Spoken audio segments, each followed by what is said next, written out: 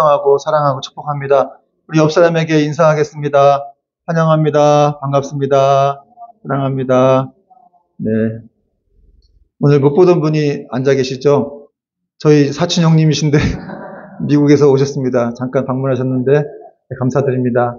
네. 오늘 말씀 제목은 내가 반드시 은총을 베풀리라. 내가 반드시 은총을 베풀리라라는 제목으로 말씀을 전하겠습니다. 여러분, 이 세상에서 가장 강력한 사람은 누구일까요? 마동석일까요?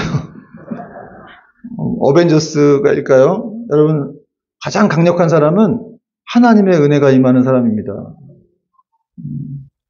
하나님이 부어주시는 은혜가 임하는 사람은 어떤 사람도 막을 수가 없어요. 이길 수가 없습니다. 제가 그런 분들을 목회하면서 많이 봤습니다. 정말 이렇게 상황이 너무 어려운데 너무 현실이 초라하고 한데 하나님의 은혜가 임하니까 정말 이렇게 순식간에 상황이 확 바뀌어버리는, 정말 이런 것까지 되나? 그런 생각이 들 정도였는데 정말 하나님이 이렇게 바꿔주시는 그런 경우를 보았습니다. 여러분, 하나님의 은혜가 임하면 해결될 줄 믿습니다.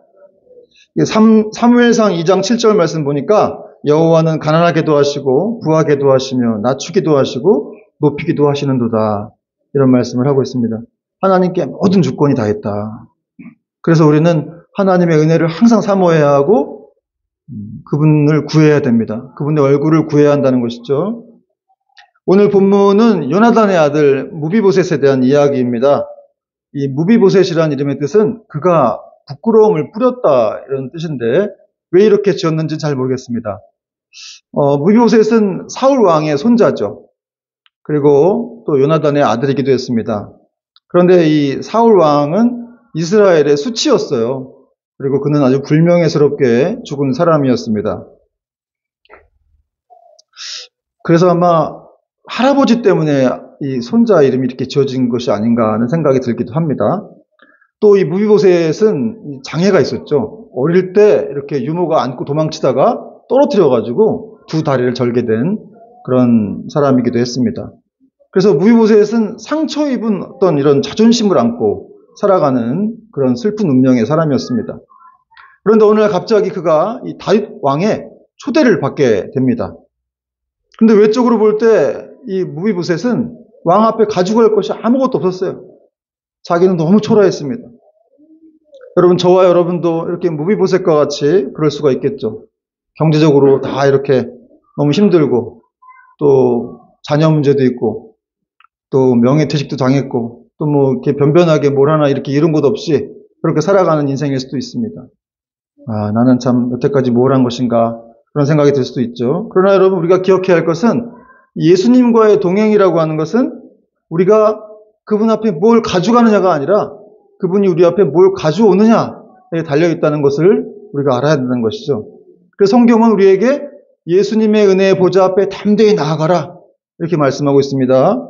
히브리서 4장 16절 말씀 보니까 그러므로 우리는 긍휼하심을 받고 때를 따라 돕는 은혜를 얻기 위하여 은혜의 보좌 앞에 담대히 나아가라. 여러분, 오늘 본 말씀을 통해서 이 왕은 과연 이 식탁에 무엇을 가져오는지 살펴보는 시간을 갖겠습니다. 첫 번째로 왕은 이 식탁에 은총을 가져오는데요. 1절과 3절, 7절 말씀에 이런 말씀이, 똑같은 말씀이 반복되고 있어요. 1절에 보니까 다윗이 이르되 사울의 집에 아직도 남은 사람이 있느냐, 내가 요나단으로 말미암아 그 사람에게 은총을 베풀리라 하니라. 또 3절에도 보니까 왕이 이르되 사울의 집에 아직도 남은 사람이 없느냐, 내가 그 사람에게 하나님의 은총을 베풀고자 하노라. 또 7절에도 또 있어요. 다윗이 그에게 이르되 무서워하지 말라, 내가 반드시 내 아버지 요나단으로 말미암아 내게 은총을 베풀리라. 여러분, 오늘 말씀 제목이 뭡니까? 내가 반드시 은총을 베풀리라. 지금 한 본문 13절까지 본문 안에서 3번씩이나 이게 반복이 되고 있습니다. 여러분, 다윗이 계속해서 이 사울의 집에 남은 사람이 있느냐, 그 사람이 도대체 누구냐, 내가 그에게 은총을 베풀겠다, 이렇게 말씀하고 있죠. 여러분, 당시 이렇게 패망한 왕가의 자손들은 다 숙청을 당했어요. 그럼에도 불구하고 그런 관례를 깨고 지금 다윗은 이 무비보셋에게 이런 은혜를 베풀고 있는 것입니다. 굉장히 대단한 호의였고 존중이었던 것이죠. 근데 사실 이것은 다윗이 이 요나단과 맺었던 언약을 지키는 그런 것이기도 했습니다. 다윗과 요나단이 하나님 앞에서 서로에게 이렇게 은혜를 베풀기로 언약을 맺었던 적이 있었습니다. 사무엘상 20장 42절 보니까 요나단이 다윗에게 이르되 평안히 가라. 우리 두 사람이 여호와의 이름으로 맹세하여 이르기를 여호와께서 영원히 나와 너 사이에 계시고 내 자손과 내 자손 사이에 계시니라 하였느니라 하니 다윗은 일어나 떠나고 요나단은 성읍으로 돌아가니라. 이렇게 요나단이 죽기 전에 다윗과 요나단이 서로 하나님 앞에서 서로를 돌아보자. 서로 자손들에게도 은혜를 주자. 은혜를 베풀자라는 이런 약속을 했다는 것이죠. 그래서 이 약속을 다윗은 잊지 않고 있었고 또 요나단에게 그 아들, 요나단의 아들 무비보셋에게 이렇게 은혜를 베풀고 있는 것입니다. 여러분, 다윗과 언약 관계에 있었던 요나단으로 인해서 지금 무비보셋이 이렇게 은총을 받았죠. 그런 것처럼 우리도 우리의 확실한 언약이 되신, 변함없이 우리의 확실한 언약이 되시는 예수님을 통해서 우리가 은총을 받게 되는 줄 믿으시기 바랍니다. 여러분, 다윗은 예수님의 예표입니다. 그래서 사실 이 다윗의 이런 마음은 우리 하나님 아버지의 마음이라고도 할 수가 있다는 것이죠. 여러분, 우리 하나님은 항상 그 자녀들에게 은혜와 사랑과 은총을 베푸시는 그런 분이십니다. 민수기 6장 24절, 25절에도 보니까 여호와는 내게 복을 주시고 너를 지키시기를 원하며 여호와는 그 얼굴을 내게 비추사 은혜 베푸시기를 원한다. 여러분, 하나님은 은혜 베푸시기를 원하는 거예요. 여러분, 어떤 아버지가 자기 자녀에게 은혜를 베풀기 싫어하는 그런 아버지가 어디 있겠습니까? 그렇죠? 우리가 잠깐 아버지를 오해할 수도 있겠지만 아버지는 다 똑같다는 것이죠. 우리 하늘 아버지는 말할 필요도 없는 거예요. 더 이 백성들, 자기 자녀들에게 더 은혜를 베풀어 주시고 긍휼을 베풀어 주시는 그런 분이라는 거죠. 그래서 오늘 다윗이 그 하나님 아버지의 마음을 이렇게 드러낸 거예요. 3번씩이나 내가 너에게 은총을 베풀겠다. 7절에는 뭐라고 되어 있습니까? 내가 반드시 너에게 은총을 베풀 것이다. 그리고 여러분, 이 은총이라고 하는 건 사실은 이렇게 어떤 그 사람들을 도와주는 그런 친절함 정도가 아니라 사람들의 어떤 이해를 넘어서는 것인데요. 다윗을 예로 들어보겠습니다. 여러분, 항상 다윗은 적들과 싸웠던 사람이었어요. 그렇게 적들과 싸울 때 하나님은 다윗에게 많은 은총을 베풀어 주셨습니다. 항상 그가 싸울 때 하나님은 적들이 아니라 다윗에게 당신의 시선을 계속 가지고 계셨죠. 그래서 다윗이 어디로 가든지 항상 이기게 하셨다고 말씀하고 있다는 것이죠. 사무엘하 8장 6절 보니까 다윗이 다메섹 아람에 수비대를 두매 아람 사람이 다윗의 종이 되어 조공을 바치니라. 다윗이 어디로 가든지 여호와께서 이기게 하시니라. 여러분, 이렇게 하나님은 늘 다윗에게 은혜를 베풀어 주시고 그가 이기게 하셨습니다. 이렇게 말하면 또 그건 다윗 왕이니까 그런 은혜를 받는 거 아니냐 이렇게 생각하실 분들도 있겠는데, 여러분, 성경은 우리도 다윗과 같은 왕 같은 제사장이다 이렇게 말씀하고 있죠. 베드로 전서에 보면은 너희는 택하신 족속이요 기업이요 또 왕 같은 제사장이다 라고 말씀하고 있습니다. 그러므로 여러분, 우리가 삶이 힘들고 비록 다 깨졌다 할지라도 예수님은 그 모든 삶들을 다 회복시킬 수 있는 분이라는 사실을 우리가 분명히 믿어야 됩니다. 그리고 우리는 그런 자격이 있다는 것이죠. 하나님의 자녀가 되었기 때문에, 하나님의 아들 예수 그리스도의 피값으로 우리가 구원을 얻었기 때문에 우리는 그런 그런 은혜를 자격이 있다는 사실입니다. 그런데 여러분, 이런 자격과 또 약속이 주어져 있음에도 불구하고 항상 우리는 두려워합니다. 걱정하고 근심하고. 그렇죠? 안 그런 척 하시는 것 같은데 사실 우리가 늘 걱정하잖아요. 문제만 생기면 걱정하고 두려워하고. 교회를 다녀도 계속 걱정해요. 근데 사실 두려움이라고 하는 건 어쩌면 우리의 어떤 종교적인 어떤 이 본능일 수도 있습니다. 여러분, 이 철학자들도 이런 얘기를 했지만 그 존재적인 불안을 얘기했어요. 인간이 살아있는 한 계속 불안하다는 거예요. 그냥 우리가 이 육체의 장막을 입고 있는 한 불안할 수밖에 없다는 것이죠. 그런데 오늘 다윗은 이 무비보셋에게 무서워하지 말라 이렇게 말씀하고 있습니다. 여러분, 이 무비보셋이 다윗 왕이 불렀으니까 가서 내가 또 죽는 거 아닌가? 우리 할아버지, 아버지 다 죽었는데 나도 죽는 거 아닌가? 이런 생각을 했겠죠. 막 두려움에 정말 이렇게 끌려갔을 겁니다. 도대체 뭘 주려고 하는 건다? 뭘 어떻게 하려고 하는 거지? 이런 생각을 했을 텐데, 그러나 다윗은 내가 너에게 은총을 베풀겠다. 그리고 무서워하지 말라고 했습니다. 두려워하지 말고 걱정하지 말라는 겁니다. 여러분, 우리는 종종 죄를 지었을 때라든지 이렇게 어떤 문제가 좀 뭔가 잘 안 풀리고 그럴 때는 하나님을 두려워하는 존재로 인식할 때가 많습니다. 내가 뭘 잘못해서 이렇게 하나님이 나한테 이러시는 건가? 그런 생각이 들 때가 있죠. 뭐 이렇게 죄를 지었을 때라든지 나를 버리시는 게 아닐까? 나는 천국에나 갈 수 있는 건가? 이런 생각을 하면서 하나님께 혼날 것 같은 그런 생각을 많이 합니다. 그러나 우리 하나님은 그렇게 맨날 이렇게 혼내주시고 막 책망하시는 그런 분이 아니십니다. 물론 어떤 때 이렇게 바르게 인도하시기 위해서 어떤 이런 뭐 경우를 이렇게 좀 하시는 경우가 있긴 한데, 그래도 하나님은 우리에게 은혜를 베푸시고 또 긍휼과 사랑으로 우리를 이끌어 가시는 분이심을 믿어야 됩니다. 제가 들은 얘기인데 어떤 선교사님 얘기예요. 이분이 정말 이렇게 사람들이 별로 없는 그런 해외에 있는 오지에 계신 선교사님인데, 이분에게는 이제 아이들이 3명 있어요. 저도 아이들이 3명인데 이분들이 3명 있더라고요. 목회자들이 자녀들이 많습니다. 왜 이렇게 자녀들이 많은지 모르겠는데, 이분들 3명 있는데 보통 이렇게 아이들을 조금 이렇게 무섭게 이렇게 좀 다룬다고 하시더라고요. 보통 이름을 부를 때 이름 대신에 이놈 저놈 이렇게 옛날 분이시니까 이제 그렇게 하시나 봐요. 그래서 자기 집에서 애들을 혼낼 때도 근데 그때 아이들이 다 이렇게 특징이 있다는 거예요. 선교사님이 이렇게 혼을 낼 때 약간 회초리 같은 것도 이렇게 드시기도 하는데, 이제 때리시는지 모르겠는데, 하여튼 회초리 될 때 세 아들 다 특징이 있는데, 첫째 아들은 회초리를 댈 때 이렇게 장남이라 그런지 좀 듬직하답니다. 그래, 맞아야 되나 보다 하고 이렇게 엎드리고 있다는 거죠. 근데 둘째는 그래, 빨리 때리려면 때려라 하고 그런 태도로 이렇게 버티고 있답니다. 근데 셋째가 재밌는데, 이 셋째는 아직 어려요. 한국말 잘 못하는데, 이 셋째는 이미 선교사님이 이렇게 때리려고 하는 순간부터 기절해 있다고 합니다. 너무 무서워가지고 아버지가. 한 번은 이게 선교사님 애들이 이렇게 남자애들이 잘 안 씻잖아요. 그러니까 선교사님 이놈들 빨리빨리 안 씻어 막 이렇게 고함을 치셨는데, 그때 이제 이 한국말을 잘 못하는 막내가 자기 형한테, 형 저놈이 제일 무서워요. 아버지한테.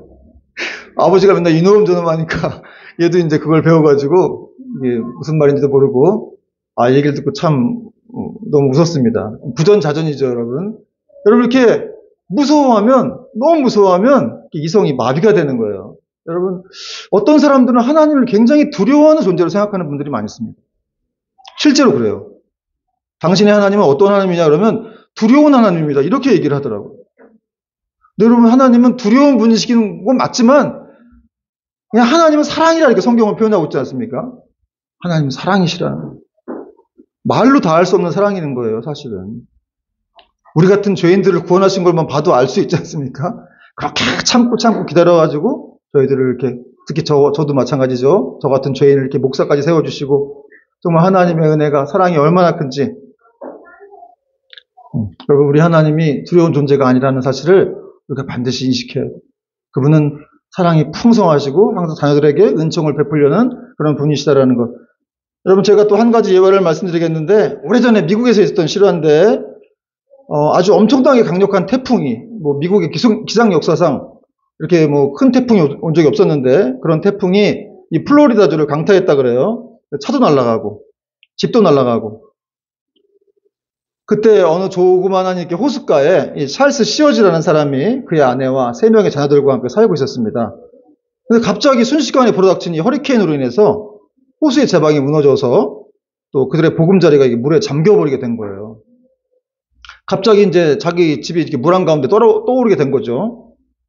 그래서 자녀들하고 막 다 깨워가지고 가까스로 높은 지역으로 막 올라갔습니다. 그래서 고목나무를 찾아가지고 막 올라갔는데, 근데 계속해서 이제 물이 불어나니까 뭐 고목나무 꼭대기까지 막 올라갔다 그래요. 그러니까 이제 엄청나게 물이 불어난 거죠. 막 꼭대기까지 올라가서 이제 버티고 있는데 정말 이렇게 살아날 가망성이 없으니까 이 남편이 이제 여보 이제 틀렸다고 막 이런 고백을 하는 겁니다. 그래서 이 아내가 여보 그런 소리 하지 말라고, 무슨 수가 생길 거다. 당신은 아이들이나 잘 보호하라고 막 그렇게 얘기를 했지만 이 아내도 굉장히 두려웠습니다. 절규에 가까운 그런 소리를 냈다는 것이죠. 물이 점점 이렇게 차오르면서 물이 어른들의 이렇게 턱 밑까지 차게 된 거예요. 여러분, 그 물이 이렇게 차는 그런 공포를 아십니까? 저도 이런 경험을 한번 한 적이 있는데, 정말 물이 이렇게 막 차고 오르면 어떻게 뭐 갈 곳도 없고 너무 두렵잖아요. 그런 상황에서 또 남편이 이젠 틀렸다고, 정말 우리 이제 끝났다, 막 그리고 이제 허탄한 심정으로 이렇게 고백을 하고 있었는데, 그때 그 옆에 있던 아내가, 여기 쓰여진 대로 말하면 그때 그의 아내가 물을 삼키면서 하늘을 향해 부르짖었다고 합니다. 그래서 아니에요 여보, 우리는 살 수 있어요. 그리고 그 순간 이 찰스 시어즈의 아내가 뭔가 갑자기 까마득하게 잊고 있던 것을 생각해냈다고 합니다.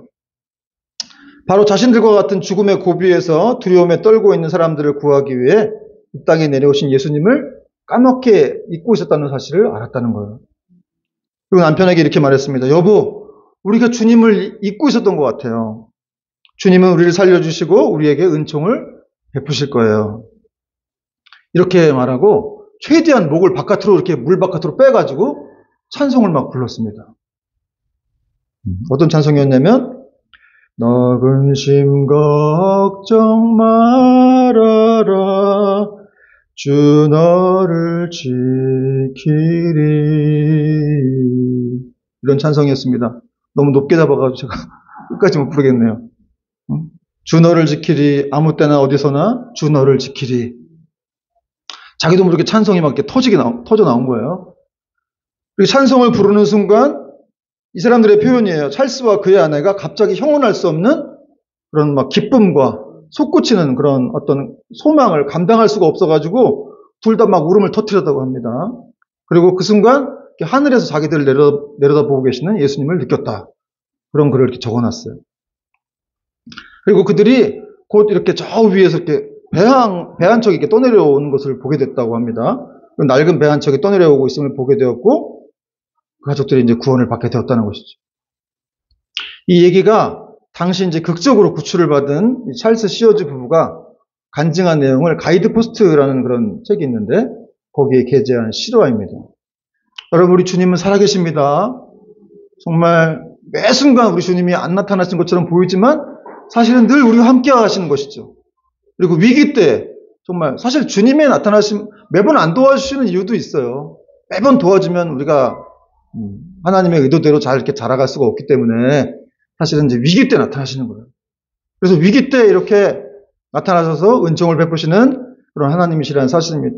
여러분, 우리 주님은 살아계셔서 오늘도 무비보셋과 같이 정말 소망 없고 이렇게 절망적인 인생을 살아가는 사람들을 찾아오셔서 내가 너에게 은총을 베풀겠다, 이렇게 말씀하고 계신다는 것입니다. 시편 30편 5절 말씀 보니까 그의 노염은 잠깐이요 그의 은총은 평생이로다. 저녁에는 울음이 깃들지라도 아침에는 기쁨이 오리로다 라고 말씀하고 있습니다. 여러분, 이 약속의 말씀을 의지하여서 우리가 은혜의 보좌 앞에 담대히 나아가는 저와 여러분 되기를 바랍니다. 두 번째, 왕은 희망된 미래를 가져오는데요. 7절 말씀 보니까 다윗이 그에게 이르되 무서워하지 말라. 내가 반드시 내 아버지 요나단으로 말미암아 내게 은총을 베풀리라. 내가 내 할아버지 사울의 모든 밭을 다 내게 도로 주겠고 또 너는 항상 내 상에서 떡을 먹을지니라 하니. 여러분, 왕의 상 앞에 나올 때 자신감을 갖고 나오기 바랍니다. 소망을 갖고 나오기 바랍니다. 다윗이 무비보셋에게 은혜를 베풀겠다고 하면서 너는 항상 내 상에서 떡을 먹어라, 이런 말을 했어요. 무슨 말이에요? 너도 왕자 중에 하나처럼 내 상에 와서 밥을 먹으라는 거예요. 여러분, 기독교는 이렇게 신분이 변화되는 것입니다. 그리고 또 어떤 말을 했습니까? 사울의 모든 밭을 다 너에게 주겠다. 다시 말해서 사울이 남긴 모든 유산을 다 너에게 주겠다, 이런 말을 한 겁니다. 여기서 알 수 있는 것은 하나님의 은총이라고 하는 것은 이렇게 둘이 뭉실하고 막연한 은총이 아니라는 거예요. 현실적이고 구체적인 은총이다. 여러분, 하나님은 항상 추상적이게 일하시는 분이 아니라, 기독교가 추상적인 것이 아니라고 했죠. 실존하는 것이기 때문에 그렇습니다. 아브라함이 아들을 그렇게 갖고 싶었지만, 그래서 25년 동안 방황했지만 결국 하나님은 아들을 주셨어요. 결국 기독교는 경험하는 종교입니다.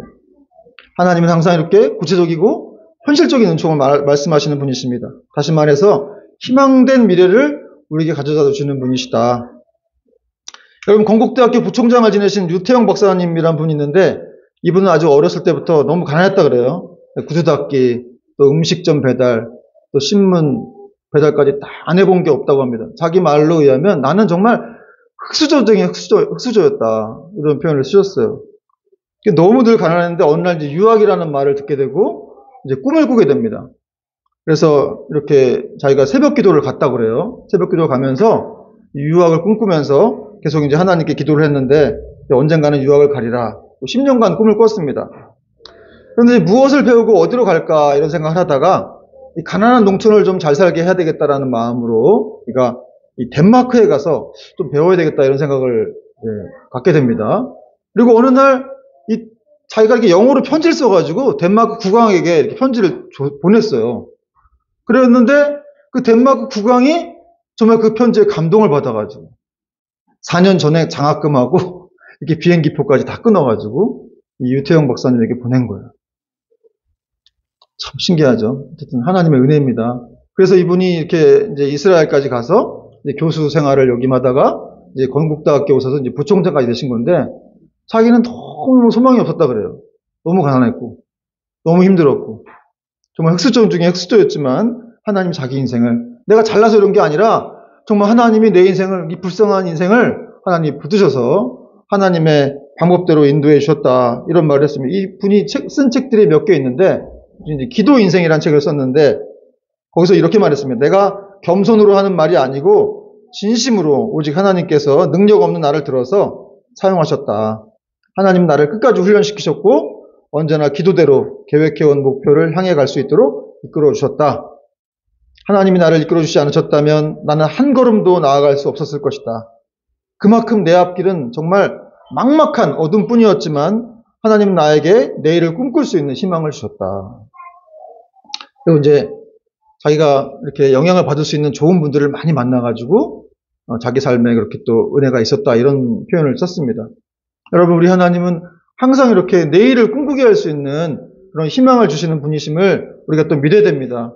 여러분 우리가 기도할 때 예배 때 이렇게 나와서 기도할 때 속으로 기도하고 또 어떤 때 고통스러워서 기도 소리가 안 나와서 신음소리로 다 이렇게 부르짖는 모든 것들이 하나님 다 들으신다는 거예요. 이분이 이렇게 10년 동안 교회 나가서 기도하고 한 모든 것들을 하나님이 들으시고 그 때에 맞춰서 이렇게 또 사용하신 것이죠. 여러분 이렇게 지금 고통된 그런 시간들을 보내시고 있는 분들이 있다면은 희망을 가지시기 바랍니다.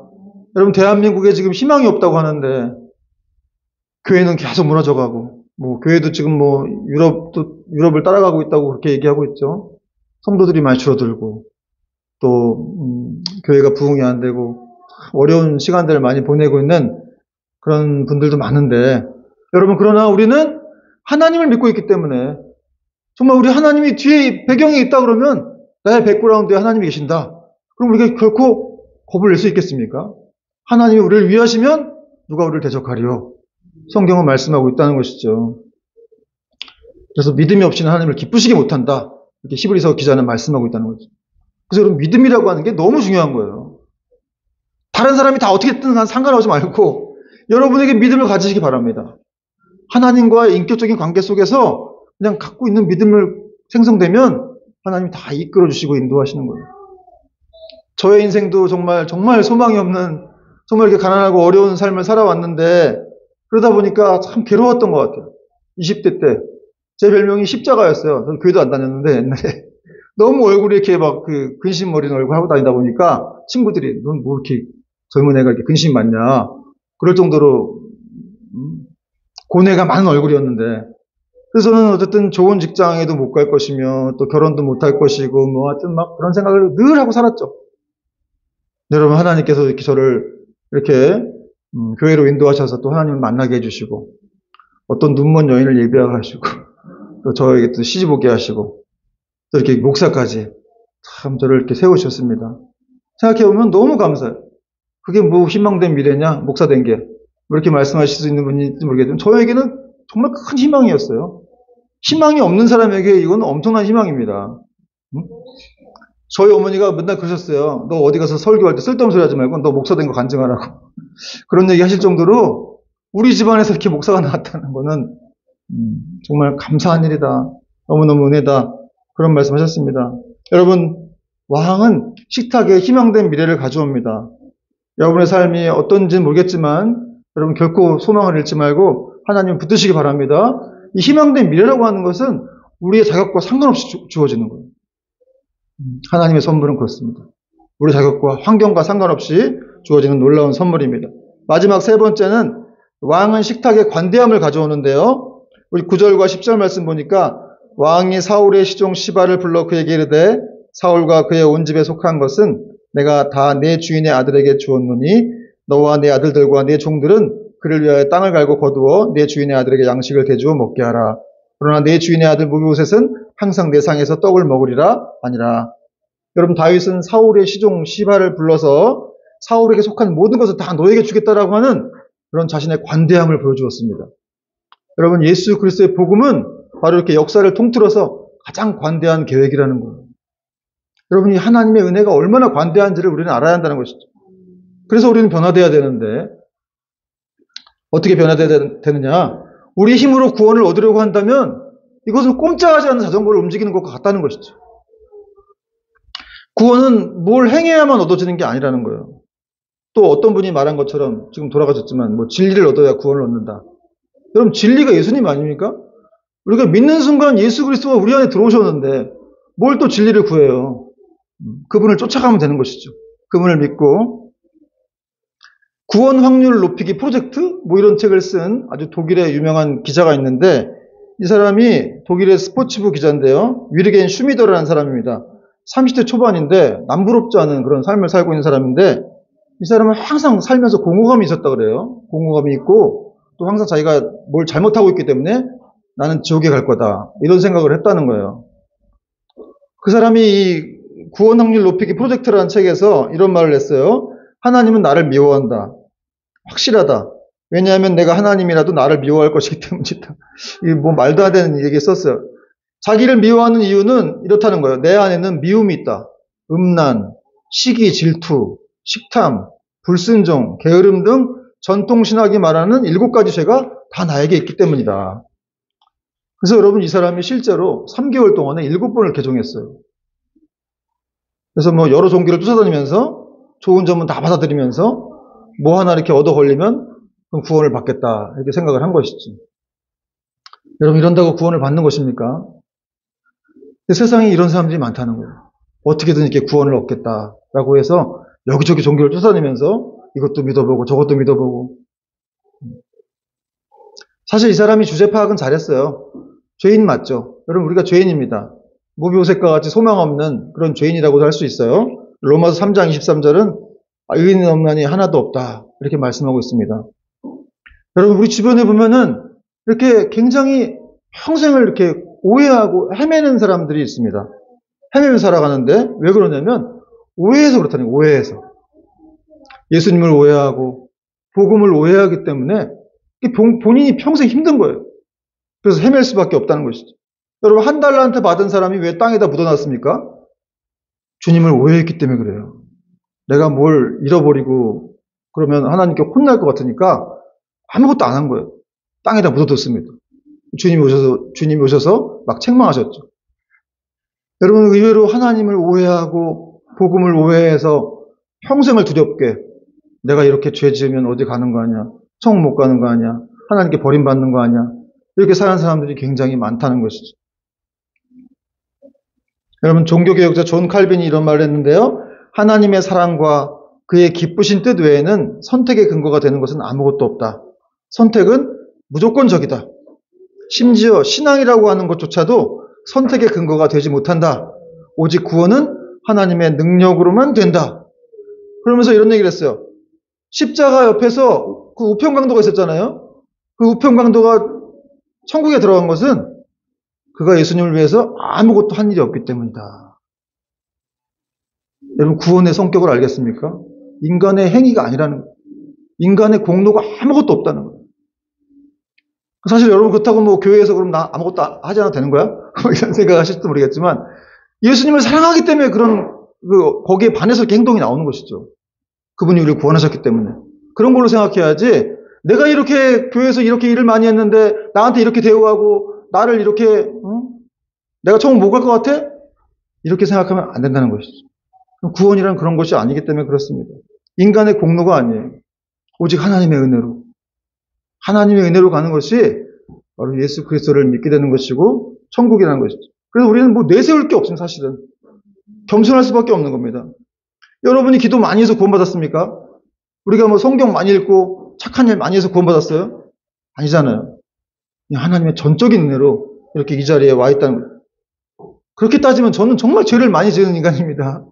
제가 예수님 믿기 전에 정말 이렇게 살았는데, 정말 그런 인간을 하나님이 이렇게 목사까지 세워줬다는 것은 정말 놀라운 일이죠.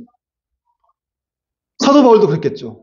자기가 사람까지 죽이고 예수 믿는 사람 다 잡아다가 다 죽이고 고문하던 사람이었는데 나중에 자기가 이렇게 예수 믿고 얼마나 충격이 컸겠어요.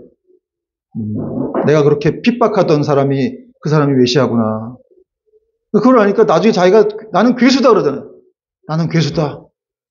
나는 지극히 작은 자다. 그러니까 하나님을 더 가까이 갈수록 자기 자신이 어떤 존재인지가 보이는 것이죠. 그분의 은혜가 얼마나 큰 것인지를 깨닫게 되는 거예요. 여러분, 하나님의 은혜라는 것을 믿으시기 바랍니다. 에베소서 2장 8절 9절은 말씀합니다. 너희는 그 은혜에 의하여 믿음으로 말미암아 구원을 받았으니 이것은 너희에게서 난 것이 아니요 하나님의 선물이라. 행위에서 난 것이 아니니 이는 누구든지 자랑하지 못하게 하려 함이니라. 자랑하지 못하게 하려고 하나님이 선물로 구원을 주셨다는 거죠.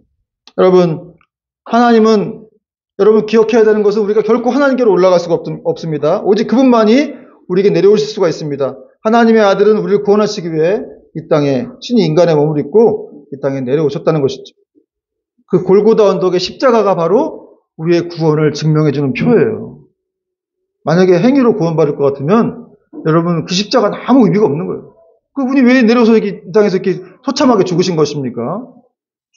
그 아들을 믿으면 구원을 받는다고 말씀하셨기 때문에 그분이 인간의 몸을 입고 이 땅에 내려오셔서 정말 우리를 위해 대신해서 다 저주를 받고 죽으신 것이죠.